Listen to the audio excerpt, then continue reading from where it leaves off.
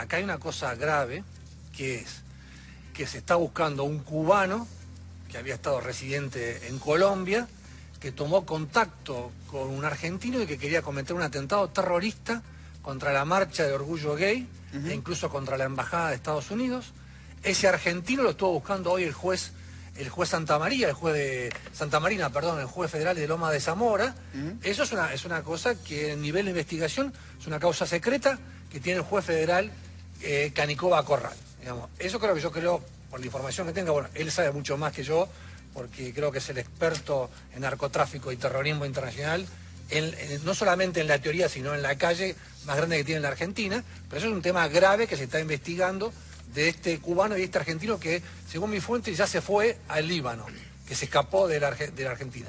Una cosa menor es de estos dos jóvenes de apellido Salomón. Es casi un lumpen. Bueno, está bien. Vamos a escuchar lo que dice la conexión con el Hezbollah. Vamos a decir... Yo lo que creo que tenemos que tener... Ah, vos estás hablando de los anarquistas. Claro, no, estoy hablando del Hezbollah ahora. ¿Qué estás hablando del Hezbollah? De la comunidad libanesa. El Hezbollah tiene tres aspectos. Pero pará, Daniel, vamos. Dale. Tenemos una especialista, vamos a meternos y vamos a pelotearlo entre todos.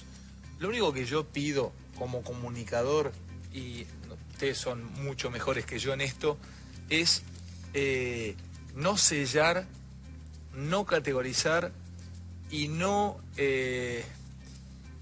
señalar y no estigmatizar y no caer en la islamofobia, como se cae muchas veces en este tipo de cuestiones. No ustedes, porque ustedes son realmente número uno en lo que hacen y son gente de muchísimo respeto. Exactamente, pero entiendo que a veces, como son temas que muchas veces en los medios no estamos muy acostumbrados a tocar en países como este, caemos rápidamente. A mí me ha tocado cometer errores. Yo les cuento esto porque me ha tocado cometer errores. Yo he cometido errores. Yo he tenido que pedirle disculpas a FEARAP en su momento, hace unos años, por algún exabrupto que he tenido para con la comunidad islámica argentina. Entonces yo hoy seguí muy de cerca. La mayoría de los medios lo han tocado con muchísimo respeto, pero es un tema de difícil tratamiento, porque uno camina por el fino límite de faltar el respeto, ¿no? Pero por eso lo digo, quiero contarlo porque necesitaba decirlo. Estoy totalmente de acuerdo con vos. Dale. Totalmente. Pero yo estoy hablando de dos casos distintos. Dale. Estoy hablando del caso donde hay dos argentinos detenidos cuyo nombre no lo conocemos, que tiene el juez Canicoba Corral. Hay un tercer argentino que no son los dos hermanos. Que no son los dos hermanos Salomón, esos son perejiles. Digamos, en la trámite son de lo que hablamos ayer nosotros. Ayer hablamos del caso. Pasa que ya me estoy perdiendo. ¿De qué? Por eso. Vamos a ordenarnos. Vamos a hablar de Hezbollah. Lo que pasa es que estás hablando vos de algo que nadie... No nos perdemos, Dani. Pero por eso, información finita. Pero vamos, también, Dani, pero antes de la información finita, vamos a lo más importante. Quiero empezar a hablar del tema del día, lo tengo en disparadores, Hezbollah. Con la conexión con Hezbollah o lo que pasó. ¿Vos tenés algo de eso, Dani, querido? Sí, yo tengo eso. ¿Qué tenés entonces? Bajame la tierra. El juez Canicoba Corral investiga si hubo una red internacional con pie en Buenos Aires de parte de Hezbollah que planeó hacer un atentado contra la marcha del orgullo gay durante la cumbre del G20. Ahí hay dos argentinos detenidos cuyos nombres no los conocemos porque hay un secreto absoluto. Hay un cubano que están buscando. Hay un tercer argentino que está prófugo que, según mi fuente, ya está en el Líbano. Ese es un caso el más grave, Ale, del Hezbollah, de la presencia... los dos chicos detenidos con las armas. Nada que ver con esto. Ese fue un caso donde hubo dos perejiles. Esto es lo más grave, Ale, porque esa causa es tentativa de terrorismo. Bueno, pero ahora bajo otro nivel. Dale. Bajamos un nivel. Hay dos detenidos argentinos de apellido Salomón por tenencia de arma de guerra, por tenencia ilegal, que si tenemos unas fotos en exclusiva, que en su Facebook ellos dicen que son adherentes del Hezbollah.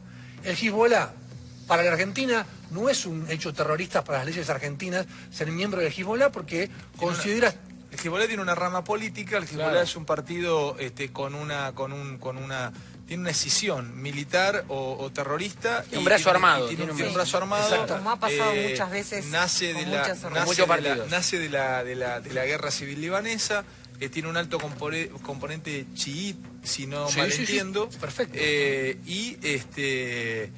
Bueno, justamente de esto quería hablar. La yihad islámica está acusada de haber sido la autora material de los dos atentados, la yihad islámica del Hezbollah, de ser autor material de atentado contra la Embajada de Israel en el 92 y contra la AMIA en el 94. ¿Qué me No, decías, quería María? agregar un dato que el abogado de estos dos jóvenes, Salomón, que son dos hermanos de 25 y 23 años, que se llama Ismael Jalil, hoy dio una conferencia de prensa y va a denunciar al Estado argentino por persecución a la comunidad islámica. La familia y el abogado explicó, el padre, que los chicos habían viajado, estos jóvenes habían viajado, unos chicos jóvenes, a Líbano porque tenían lazos familiares y que no tenía que ver con un entrenamiento militar. ¿Qué me decías, Bebo? Te interrumpí justo. No. Lo que pasa es que lo de él es nuevo y yo creo que lo primero que señalaste, que son los anarquistas, lo veo muy primitivo. Los miembros del Hezbollah, yo hablé de No, estoy hablando, vos primero hablaste de los dos atentados. No. Son dos argentinos que no sabemos los nombres. Claro. Y que están. La Eso causa es es. Eso es nuevo. Eso es totalmente. Eso es nuevo, salió en los diarios. lo tiene Santoro, eso es fino. No tiene que ver con los hermanos de ¿Qué me acá. decís, Eso es Ariel? primicia. No, tenía que ver con una pregunta por el operativo, del Sí. sentido común. Tengo un familiar que hace 2 días viene de París. Y el G20 se está por reunir en París o ya pasó. El ciudadano promedio de París ni se enteró de eso.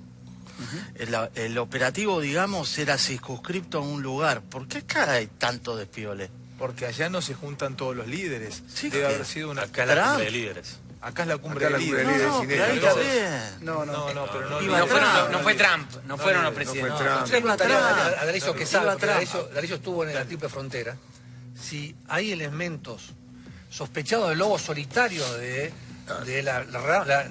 la parte de la yihad islámica del Hezbollah en la triple frontera, en Ciudad del Este en particular. Tal como habíamos dicho, los 3 ilícitos más importantes del mundo, que primero es la falsificación, lo tenemos en Ciudad del Este. El segundo es el narcotráfico. El primer productor de marihuana del mundo lo tenemos en Paraguay, Juan Pedro Caballero, donde hemos tenido incidentes de esta abogada hace 2 días y todo, que si quieren les puedo hablar del tema. Y el tercero no tiene nada que ver con Latinoamérica, que tiene que ver con el negocio de los migrantes. El negocio de los migrantes es el tercer negocio, volvimos al siglo XIV, es decir, el negocio de los esclavos. Es decir, son personas que quieren salir de Siria, que quieren salir de Yemen, de Omán, y que están pagando $4.000 en promedio, es decir, toda su vida, toda su casa, todo lo que tienen para subir un buque, que deliberadamente lo hunden a 1.200 metros de profundidad. El Mediterráneo. En el medio del Mediterráneo. Le cierran las esclusas y matan a 1.500 personas y eso pasa casi una vez por semana. Ya pagan su muerte. Sí. Sí, Solamente el 30% está llegando, el 35%, 33% depende del año, está llegando en este momento a Argelia o a Libia, donde se enfría, así como se enfría la cocaína en Marruecos, se enfrían los migrantes en Libia, Por eso digo, en Libia y pagan en Argelia, $4.000 para ir a morir. para ir, en teoría, a Europa. Claro. Y ahora hay toda una discusión Pero donde discúlpame, Turquía los quiere tomar a esos migrantes pero para eso- poder pertenecer a la comunidad europea. Pero esos migrantes salen del Magreb, o sea, salen de los países... efectivamente, salen escapados o de una guerra civil o de la hambruna. Es decir, no saben que van a ser muertos. Sí, claro.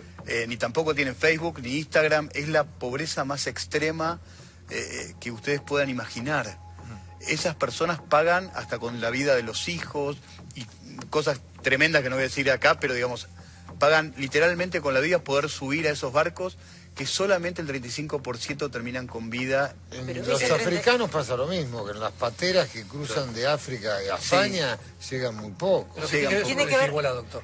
Están financiados y en realidad es una fuente de financiación del Hezbollah, eso es ¿El número Hezbollah uno. organiza eso? Sí, y en general usan O sea, recauda buques, de esa manera. usan buques para con poder- bandera de Sri Lanka o buques que les ponen bandera de Sri Lanka, que no en general no son de Sri Lanka, pero le ponen bandera de conveniencia de Sri Lanka, y es toda una organización armada para fondear. ¿Para qué? Porque el Hezbollah quiere dejar de depender económicamente tanto de Irán, de la Guardia Revolucionaria de Irán, como de Siria. Entonces empezaron a tener, ni tampoco quiere seguir teniendo vinculaciones con Afganistán, que es el mayor proveedor de opio del mundo. Entonces, Hezbollah lo que está haciendo está empezando a tener fondos propios. Entre la alianza, entre el tercer negocio del mundo con 450.000 millones de dólares, que es el tema de los migrantes, y el primero, que es una alianza de Hezbollah con la China. Doctor, ¿pero eso llegó a Ciudad del Este o está entrando del Mediterráneo? Históricamente, salvo el tema de los migrantes que no llegó a Latinoamérica, sí tenemos tanto falsificaciones en Ciudad del Este, ahora tenemos algún tipo de movimiento aquí en Montevideo, muy cerca, de algún tipo de movimiento fuerte del Hezbollah y personas que quieren traer empresas iraníes. Dime una cosa, ¿hay conexión entre el narcotráfico? Lo vimos de pronto en Colombia, que había conexiones entre el brazo armado de algunas organizaciones terroristas que vivían en zonas selváticas y organizaciones criminales de narcotráfico. Sí. O sea, ¿hay conexión entre el narcotráfico y el terrorismo? Sí, claro. Histórica. Histórica. A ver, esto es histórico. Primero que el narcotráfico es la actividad comercial más antigua de la humanidad. Cuando la gente dice que es la prostitución y siempre dice la prostitución, es mentira. Las prostitutas o las mujeres que trabajaban como prostitutas hace 4000 años no sabían que eran prostitutas, eran esclavas. Pero ya había narcotráfico y ya había, por ejemplo, en la época de los fenicios y mucho antes, en la época de los vikingos, por ejemplo, ya había todo un tipo de consumo y de comercialización de estupefacientes que eran básicamente las primeras drogas del mundo siempre fueron alucinógenas. Son derivadas de hongos y eso es lo que le daba la super fuerza en teoría, por ejemplo, a los vikingos, que se cortaban un brazo y seguían peleando. Al otro día se morían, no eran superhombres, pero cambiaban el umbral del dolor y también el umbral del temor. Bueno, lo que sí te quería preguntar justamente, vos has trabajado y seguís trabajando sobre organizaciones en Argentina que están ligadas al narcotráfico. Sí. ¿Vos trabajaste o investigaste a los monos?